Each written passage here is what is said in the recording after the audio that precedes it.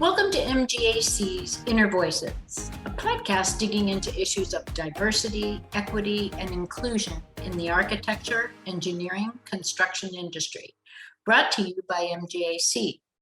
I'm Beth Scully, coming to you from Seattle, Washington. I've been with MGAC for 4 years and have had the privilege of interviewing our guests. We want to preface this podcast by saying we are by no means experts in all things diversity, equity, and inclusion.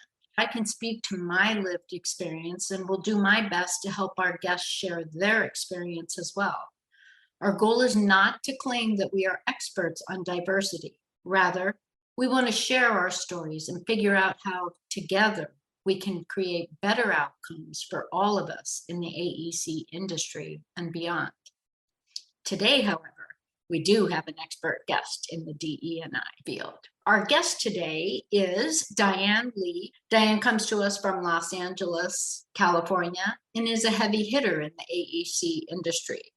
An author of the book, Leveraging Stereotypes to Your Advantage. Dianne, I've read your book and appreciate your view on finding that balance between the yin and the yang. Can you provide a little bit of background about yourself, your elevator pitch, and where you hail from, etc.? Sure. So first of all, thank you so much, Beth, and the entire team at MGAC for even having me on this podcast today. I really appreciate the opportunity to share my story and to share the genesis of my book, Leveraging Stereotypes. So I was born and raised in Malaysia. And I was fortunate to come to America at the age of 17. I did come to America as a foreign student. But before that, I was born and raised in a very small rural town on the other side of the world in a country called Malaysia. So I attended Indiana State University, and somehow or other, as life, is full of surprises, I did end up and find my way in Los Angeles. And I now work for a firm named Kitchell. We are headquartered in Sacramento. We provide owners reps, construction management, and project management services. And I represent a team of about 400 construction and project managers. I am involved in just about anything and everything to help advance the company's business development efforts. I report directly to the president of the company. Her name is Wendy Cohen, a female in our industry, so I'm extremely proud of that and absolutely love her. She has my utmost respect. And I am involved in providing a variety of strategies from social media to branding, or right up to recruiting initiatives. I am consistently involved in, if needed, proposal management, especially for our key pursuits, as well as getting the team prepared for interviews on key pursuits. I've been in the business now for almost 18 years. And I'm grateful to have found an industry that I thrive in, that I love, and I am actively paying it forward for other women in our industry. Thank you so much. Well, guess I promise you that we had a heavy hitter this podcast, and so here we are. It's very kind, Beth. I certainly don't see myself that way, but I really appreciate that compliment. No problem. Let's dive right in. As I read your book, I was noticing that I took away a couple of themes, and I'd like to expand on those themes during our conversation. From the get-go, you were raised in a very multicultural environment, so diversity was your norm. And yes, you didn't know otherwise, other than a diverse country, a diverse community, and so that was your norm. Right. So Malaysia is made up of Muslims, of Chinese ethnicities, and people from India, but we are primarily a Muslim country. And you're absolutely right. Growing up as a Chinese Malaysian girl in a Muslim country, we embraced everyone's differences. We celebrated everyone's religious holidays. While we knew that we were all different by race and by ethnicity, we spent a lot of time hanging out with each other, playing with each other, being each other's neighbors, right? And so I never really felt any kind of racism, honestly and truthfully, until I came to America, to the Midwest, at the age of 17. Fabulous that you didn't grow up in anything other than a diverse community. I think when we chatted, we share that in common, right? We both grew up in different countries and have a very diverse and global perspective as a result. Another theme was that you were raised in a culture of respect as the highest achievement? From as young as I could remember, I would say the age of 5 or 6, respect was the first thing that you learned, respecting your elders, respecting your grandparents, your aunties and your uncles. It didn't matter where you ranked in the family hierarchy. If that individual was older than you, you immediately granted respect. And that's how I was raised. That's how a lot of my friends were raised in Malaysia. And so that's part of our norm as much as it is growing up in a very diverse community. And I learned when I came to America that there is this notion that respect has to be earned before it is given. And that is quite the opposite from the culture that I was raised in. We tend to give the other person respect first, and it's up to them to maintain or to keep that level of respect. And that evolves over time, as everything does with individual relationships. But I think that's a huge differentiator of what I learned at my time in America is that nobody gives you respect. You literally have to earn their respect. And I had to learn that while I entered into corporate America. We'll get into it, of course, but I think that early on understanding of respect is what allowed you to even formulate your yin and yang and leverage. But I want to lay the groundwork for an understanding of where you came from, and that respect wasn't earned. You gave it freely first. Willingly, yes. Yes. Yes. And tenacity was another theme, absolutely, throughout your book, with everything that you did, but especially through some pretty significant adversities, I would say. Yes, and I want to give credit to my mom for this. One of the teachings that she taught me at a very young age was, she used to always say to me, Dianne, sometimes you just have to take the bull by the horns and then hope for the best. And as a young girl, I never really put too much thought into what my mom was trying to teach me. But as an adult now and in my 40s, what that translated for me over time is that, if you aren't unhappy about something, the question is, what are you going to do about it? And how are you going to choose to positively react to that? And so I've just kind of taken that with me in my 20s and in my 30s. And as I've continued to evolve as a professional, I've always looked at every challenge and at every adversity that way. The first thing I'll ask myself is, why is this happening? And what is the lesson that I should be learning from it? What is this life lesson trying to teach me, so that I can grow from it and be a better person? And hopefully not make the same mistake or not put myself in that same situation. But I also think being self-aware lends to being part of who you are. And it allows you to have tenacity, because when you are self-aware, that self-awareness leads to confidence. And your self-confidence then gives you the opportunity to hang on to things, to feel really passionate about things, and then to push through. And ultimately, that's what tenacity is, your ability to push through despite all odds. And let me tell you, in my life, I've had to defy many, many odds. Yeah. Again, I encourage everyone to read Dianne's book. It is no small feat what she has lived through. I'm going to borrow this moving forward. You've given credit to your mom, but I just loved when you would call her and she would always say what to you? I titled this as chapter 3, if you can read, you can cook. How well you cook is up to you. So my mom was very poignant with her messages. She used very simple but very concise words, but her messages and her teachings would penetrate you to the core. And if you think about that, you get to define your success. How hard you work is entirely up to you. No one's holding you back. She always used to tell me, don't let your past dictate your future. And I absolutely love that. And I live that every day. And that message is written throughout my book in many different ways as I've evolved as a professional. I believe that expression is one that provides you tenacity, because it doesn't say you're going to learn how to cook. It says, if you can read. Yeah. Great. So Yeah. you just need to have that willing spirit. You need to dive into the pool, though you cannot swim, and find the tenacity to dig in. If you have all the basics to be successful in life, if you can read, that's step number 1, right? So what's your excuse? What's your excuse to not work hard? What's your excuse to not be passionate about something? Working hard is definitely something that we have to do. I mentor a lot of younger women who are coming into the AEC industry, and everybody wants to have the VP title.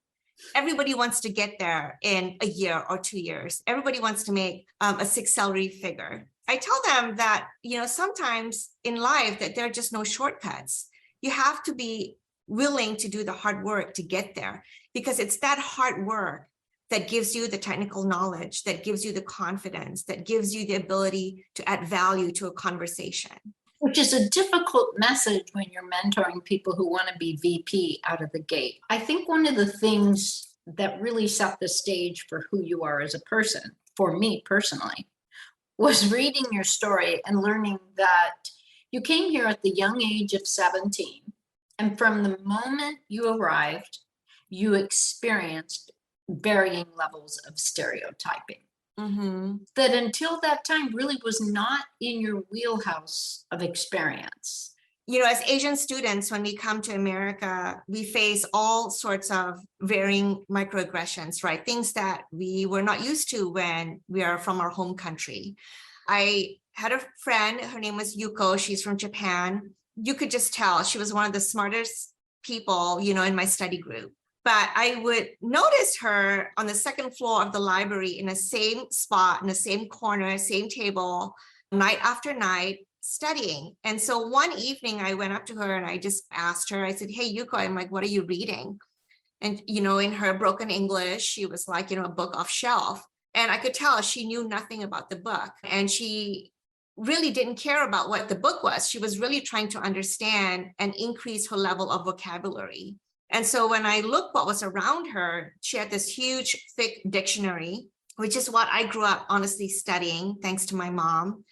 And she had a notepad next to the dictionary. And as she was reading the book and reading different sentences and words, what we foreign students refer to as big words, she would write down what those words were and then use the dictionary, try to come up with a definition of what that word was, and then write a translation of what that word for in her national language, which is in Japanese. And that's how she was studying and trying to improve her English during college. It occurred to me as I was standing there watching her, what she was trying to do, it made me ask myself, what are you willing to do to become successful? And how will you overcome your challenges? And that kind of stuck with me. And even now, when I look back at Yuko and I think about how hard she worked to excel in America, to graduate in 4 years, to go back to her home country so that she can be a valued team member to her family or her company, I really admire her tenacity, because it's not an easy thing to do. I think the English language is one of the hardest languages to learn next to Mandarin. So I really respected her for that. And that just really stuck with me throughout the years. And I write about that in my book. But I also want to share another story, Beth, if I may. I think it was in my freshman or sophomore year. I attended Indiana State University in Terre Haute, Indiana, as I mentioned earlier. One day, my friend said to me, "Hey, Dianne, do you know that girl across the street?" And I looked across the street and I said, "Why would I know her?" And he said to me, "Because she's Asian. So don't you all just know each other?" I had never had anybody speak to me that way or say anything to me in that way. And I didn't know what to think of it, but I also knew that he wasn't trying to hurt me. He was trying to be funny in his own way. I smiled and I was just like, no, I'm like, just because we're Asians, we don't all know each other just because we all look alike. So I kind of just brushed it off. But I just wanted to share that that was one example of many comments that I've had to just kind of live through and continue to build on those relationships. And when I had the opportunity to educate my friends about who I am and my story and where I'm from, I would. Thank you for sharing that. And I think it also speaks to the fact very poignantly about the kinds of stereotyping people issued to you from the moment you got here. And I'm sure even still, people think they're being funny, and it's not funny. And it's disrespectful. So I can only imagine, as a person raised with tenacity, with respect, that You endured quite a bit, and you did it magnificently by still showing respect to people, even though you weren't being shown respect. I think that was something that spoke to me very clearly in the book. If we could, I'd like to fast forward to your adult career here. You were a broadcast journalist for 8 years. I'm fascinated by your embrace of stereotypes during that period of your career.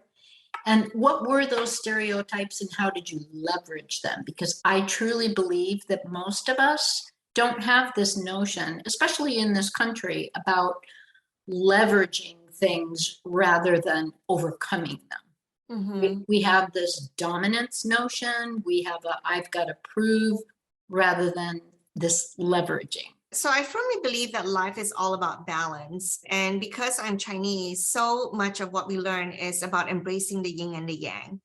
And so much of my book is about taking the negative and turning it into a positive.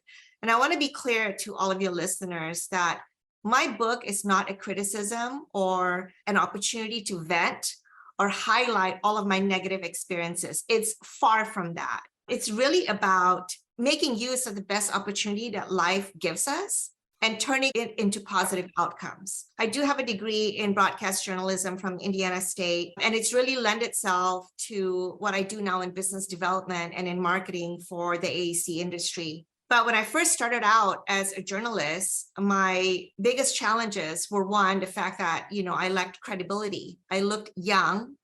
There was nothing I could do about that because I am Chinese. I sounded young. I had an accent, a very distinct Chinese Malaysian accent. And all of that hurt my overall credibility as a reporter. So one thing you learn about being a news reporter is it's all about credibility. How trustworthy are you? How established are you? And unfortunately, that also means how mature are you as you present yourself. The sooner I identified what those challenges were, the quicker I was able to take them head on. So I learned how to speak more credibly. I became more audible. I taught myself how to sound more universal. I didn't seek a professional coach, a voice coach, because I couldn't afford it. I could barely afford college in America. My parents had sacrificed all of their savings to give me an opportunity to be educated here. And so I was determined to not disappoint them and to not let them down, but I was also determined to succeed as a news reporter. And so I took what I call in my book a yin scenario and turned it into a yang. So which is very similar to what Yuko did, right? She took the fact that English was not her first language and took the time, did the hard work, and turned that negative into a yang for her. It's just incredible to me. Most people would have had a voice coach, and yet you set out with a spirit of, I'm going to be prepared to do this. But I think another key component that I'd love to touch on is humility, right? The humility and the self-awareness to say, if I really want to succeed at this, I've got to recognize that there may be some things I've got to improve upon. You wanted to have your vocabulary sound a little more generic, right? To be understood, to have clarity. And I think it's a point in all of our careers that we need to take pause and take stock of, am I going to be prepared? Am I going to recognize the areas where I need to do that work? That extracurricular, that in the library, getting out a book I can't even understand, listening to my own voice and making corrections and practicing those kind of moments. That's what really sets you apart. Because as women, let's say, we don't really often have the advantage of putting forward mediocre work, especially in this industry. You kind of have to come fully prepared if you really want to be taken seriously. Absolutely. And I think as women, especially in the construction industry, we walk that fine line. Where do we go from being confident to not being arrogant? How do other people perceive us? Staying humble is the one thing that keeps me true to who I am and keeps me grounded. I think is really important in our industry. I have more women who are mean to me than men, ironically, right? You would think that women would be more supportive of each other. And one of the call to actions in my book is a pledge to women and for women to step up and step out of the way of each other so that we can be more supportive of each other. And so I do feel very passionate about supporting other women, about giving other women the respect that they deserve, giving them the opportunity to shine. But it all starts with us, how we act towards each other. Yeah, it's a perfect segue into the next question. If you're first starting out, you may think, I'm going to stay on this track for my entire career. You very well may do that. But I think in our adult careers, we should expect to make several career pivots. And it's here you're no exception. You were tapped not once, but twice to take a career leap into the real estate world and then into the AEC pool. We've touched on it a little bit, and I'm going to say it, outright mean girl treatment and sexual harassment during that time.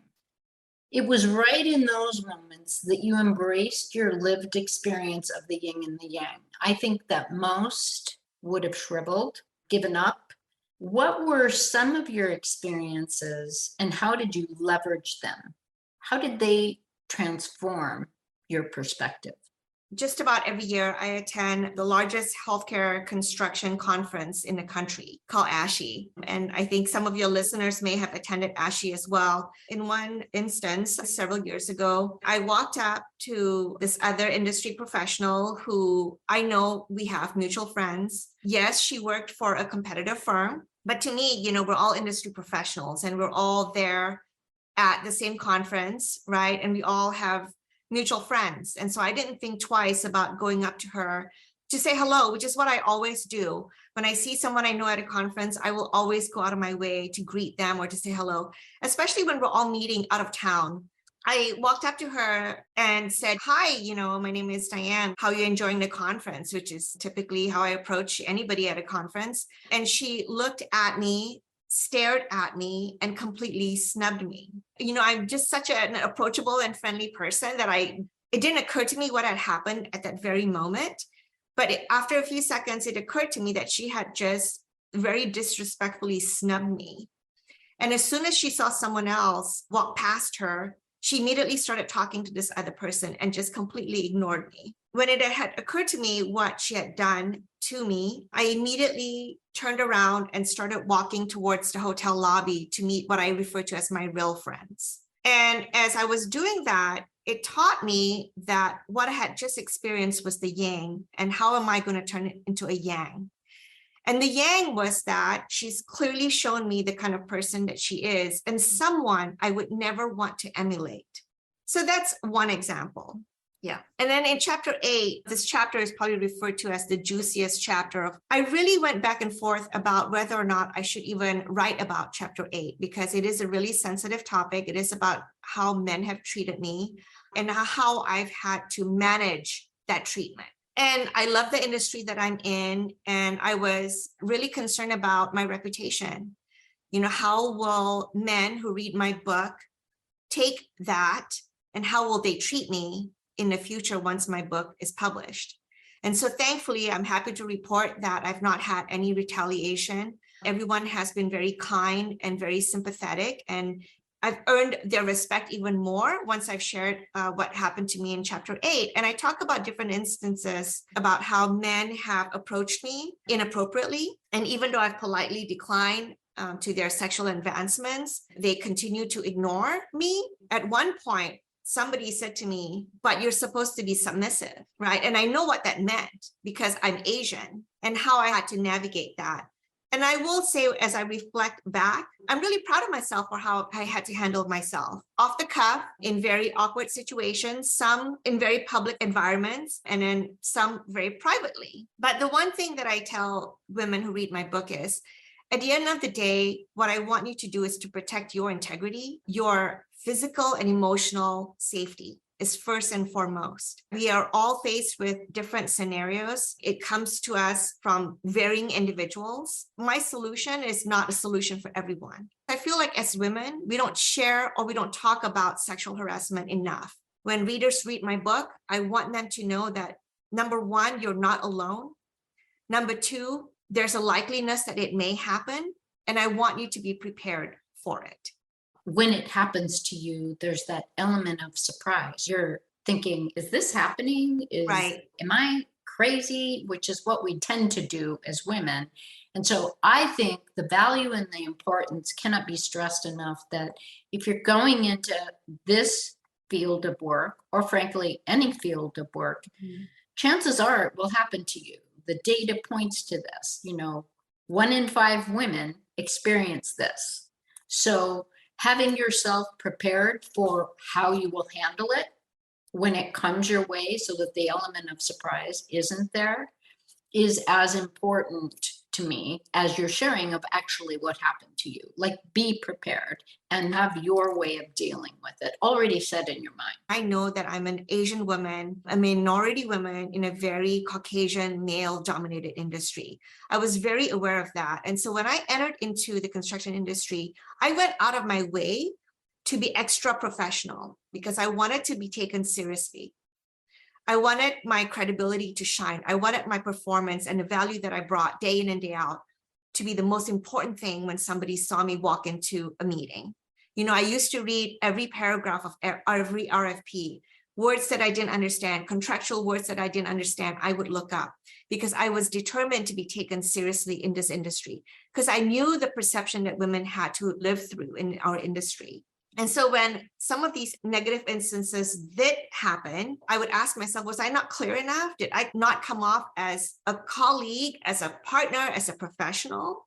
Right. But then I think as women, sometimes we're so hard on ourselves that sometimes we didn't bring any of this on. And yet it continues to happen. And so what I want to do is to arm the women with the right tools so that they can protect themselves and they can move forward from all of this. I loved that you maintained your integrity, that you were respectful and very professional in how you handled every situation. But what I think I loved the most was when you asked the question, what would you have done in that situation?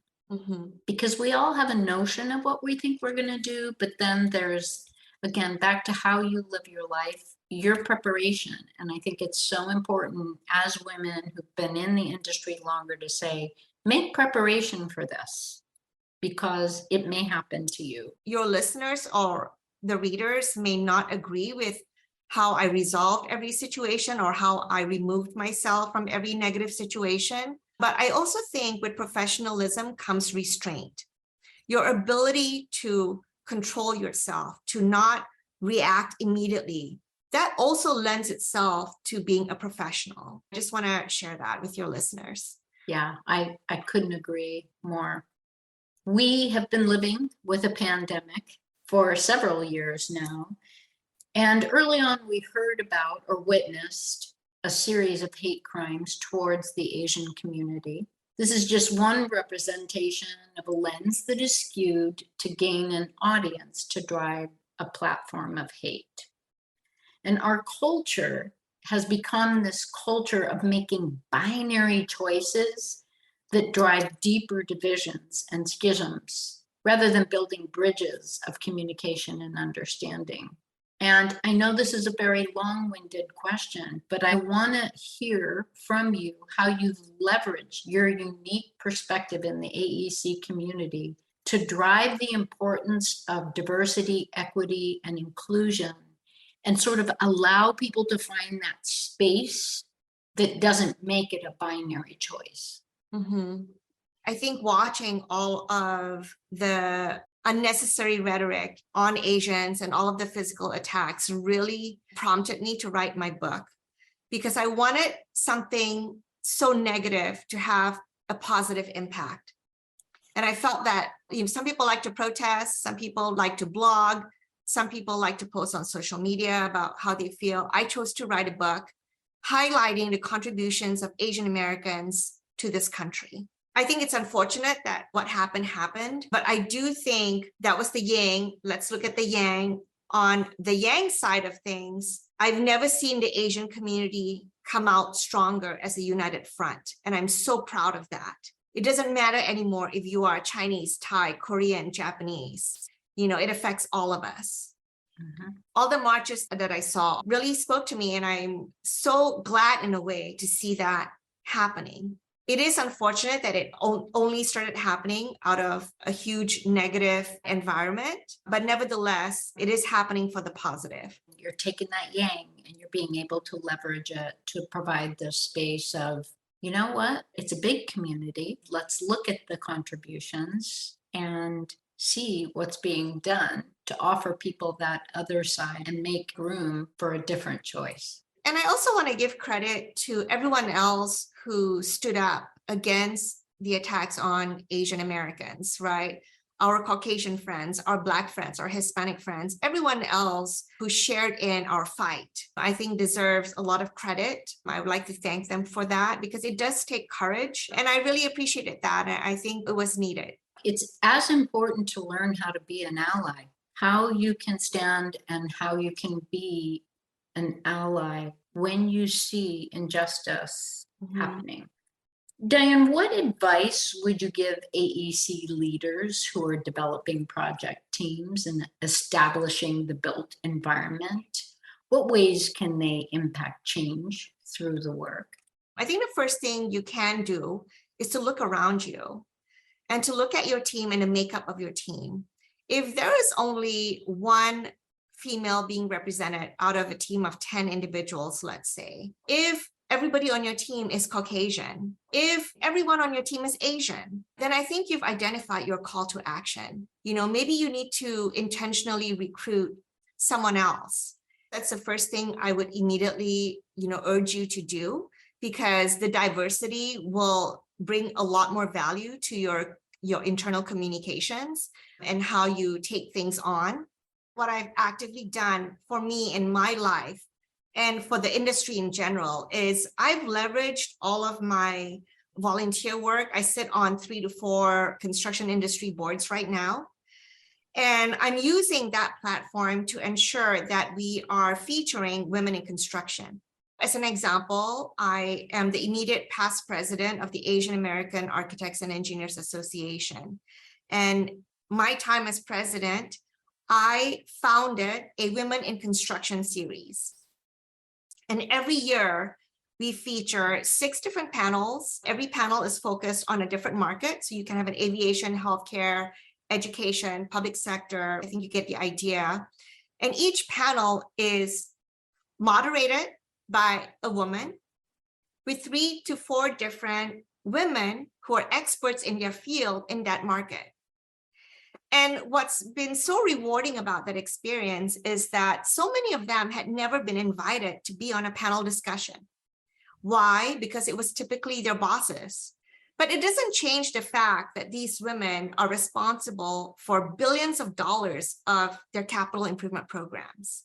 But they were never given the opportunity to speak to it, to speak to their value, to speak to how they're contributing to the construction industry, to speak to their leadership skills, to speak to how they're mentoring other women. No one ever gave them the platform, and so it was heartbreaking in a way for me to hear from them because they've said, Dianne, if it wasn't for you, we wouldn't be in this position. We wouldn't have had the opportunity to share our story. But at the same time, it's rewarding because now I know that we're forging a path where other women are seeing women on stage. And we all know that seeing is believing and that representation does matter. Representation absolutely matters. And leadership, leading women, leading diversity matters. I addressed your question from an assumption that if you are a male in a leadership position, but if you are a female in a leadership position, I would recommend that you look at your team as well and try to figure out who on your team right now has the potential of being someone greater than they are, and try to take the time to get to know them and to mentor them. I think as women, we need to do more mentorship. Don't wait for someone younger than you to approach them. Why can't you be the first one to say, I'd like to be your mentor? When I was growing up in the construction industry, I went out of my way to seek female mentors and I couldn't find a single one. Nobody wanted to take me on. And I can't tell you what that feels like. It would have been great if I could even find an Asian female mentor, and I couldn't even do that. So I asked all the other women in leadership positions if they would take me on, and not want because they didn't feel compelled to do so. They kind of looked at me and it was like, why? I found my own way. You should too. It was that kind of a mindset, right? And that's something I want to change. Yeah, we've got to crack the mold of correct. I made it, you know, just figure it out, figure out how you're going to make it. Really reach that hand down and say, I want to be your mentor, because that's the only way we change that cycle at all. And we're talking about leaders, and one of the great civil rights leader who is my personal hero is John Lewis. And John told us to get into trouble, good trouble, necessary trouble. In fact, I sport a t-shirt as much as I can that has that on it. But I wonder, how can leaders, colleagues, and those pursuing a career get into that necessary trouble respectfully? So I love that you asked that question with an emphasis on being respectful, right? So one of the things that I talk about in my book and on my website is about coming together, about creating a united front. If you want to have the most influence and you want to make the most impact, find or establish a coalition of like-minded individuals, whatever it is that you're passionate about. When it comes to DEI issues, whether you are creating a DEI employee resource group or a task force or DEI committee, just make sure that as you develop a DEI task force, that you have clear expectations and a clear mission and purpose, and also attached to that clear key performance indicators. So 12 months from now, what do you want that task force to accomplish? Do you want to hire more minorities? What does that look like? What are those percentages? How are we going to get there? What is the structure going to look like? The one thing that I learned about being DEI certified is what are the mechanisms that you have to have in place to get there? But going back to your question, if you want to do it respectfully, do it with a team of people that feel the same way. But I also think we need to start leveraging human capital. And the only way to do that is by taking the time to really learn about each other, getting to know one another, like genuinely know one another, just not at a superficial level. Yeah, we worked together for the last 6 months. Do you know that person's pet's name? Do you know where they're from? What makes them tick? Who brought them into MGAC? What excites them about working at MGAC? When we started this, the genesis of this podcast was that if we have these kinds of conversations and expose ourselves in a transparent way, that colleague that sits next to you and you know nothing about, suddenly you know their story and you know what it took for them to get where they are. You can embrace and be a better ally. Now it's your friend that has endured this, and you can't just stay on the bench because, gosh, it's not affecting me. Now you've got to become an ally, or think about it anyway. So I love that one of the things you're suggesting of how we can do this respectfully is to form a coalition, because I believe with community comes accountability. You've got that community of people and you're working towards a mutual objective, and you keep each other accountable. Like, I know you feel really passionate, but I think you went off the rails a little bit on this one. And having the humility to stand back and say, you're right, I did. Or, yeah, I needed to take a bigger breath, maybe. What excites me about everything that's going on right now is that more and more companies like MGAC are establishing a DI task force, platforms like this to communicate more, to allow others to be themselves. I love that. We're embracing diversity and it's intentionally happening. And so I think the movement is there. We just have to keep at it, and we have to make sure that it doesn't fizzle out. But I also think for people who don't have an internal platform that they can lean on, they can also volunteer with other industry organizations, because a lot of other industry organizations now have a DI task force, and they can certainly be a part of that. And you don't always have to have an opinion about DEI, but you do have to have a willingness to be open-minded and to be able to listen and really embrace and communicate how you feel. These are really tough conversations because you are being vulnerable and you're choosing to expose yourself to things that you're not used to. That's the best part about living, because you are allowing yourself to grow as an individual. And that's what life is all about. It's about being in uncomfortable situations. It's about learning more. It's about embracing others. It's about learning life. It's about being kind to others, but also yourself. It's about allowing yourself to have a seat at the table. It's about taking those blinders off. I also want to take the opportunity to leverage your book to our readers. You can find it on Amazon Friends, and Dianne has not asked me to do this. I'm doing it because I think it's a powerful statement for anybody who is in this space or thinking about getting into the space, but you can get it on Amazon. It's called Leveraging Stereotypes to Your Advantage. I read it in a car ride and then reread it on the car ride back. I highly recommend it to everybody. And I thank you so much, Dianne, for joining us on this podcast. Any other nuggets that you can offer to our listeners? We covered a lot of ground. It was a pretty intense conversation. I really appreciate the tough questions. You definitely put me on the spot, which I appreciate. It's part of the yin and the yang. It's part of my growth as well. And I embrace that and I welcome that. I just want to thank your listeners, and I want to thank MGAC for even creating this platform so that we can all be more understanding and more kind towards each other. It is a choice. To be kind is a choice. To be respectful is a choice. I want to leave your listeners with that. I want to leave with some statistics. 1 in 87 white men in the US holds an executive position. That number drops to 1 in 123 if you're a white woman. And it drops even further to 201 if you're an Asian man. If you are an Asian woman and you look like me, you are among the least likely to be promoted to an executive position, with only 1 in 285. And I want to leave your listeners and your potential readers with that in mind.